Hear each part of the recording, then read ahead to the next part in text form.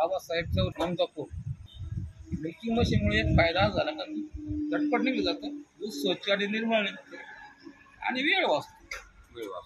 याच्या आधी तुम्ही मिल्किंग मशीन वापरत नव्हते त्यावेळेसची परिस्थिती आणि आत्ताची परिस्थिती काय फरक आहे याच्यामध्ये?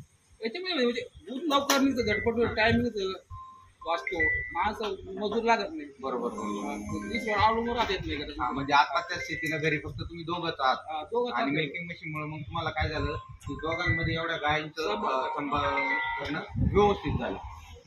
मग तुम्हाला याच्यावर काय वाटतं? म्हणजे आता तुम्ही चार कुट्टी मशीन कारण तुम्ही आपलेच वापरता आपल्या कंपनीचं, म्हणजे या कुट्टी मशीनचा काय फायदा झाला तुम्हाला? चारा वेस्ट होत नाही, चारा वाया चारा वाया जात नाही. समजा 50-60% चारा बाहेर फेकून देतात झाड. बरोबर. गिन्नी गवत म्हणा मका म्हणा.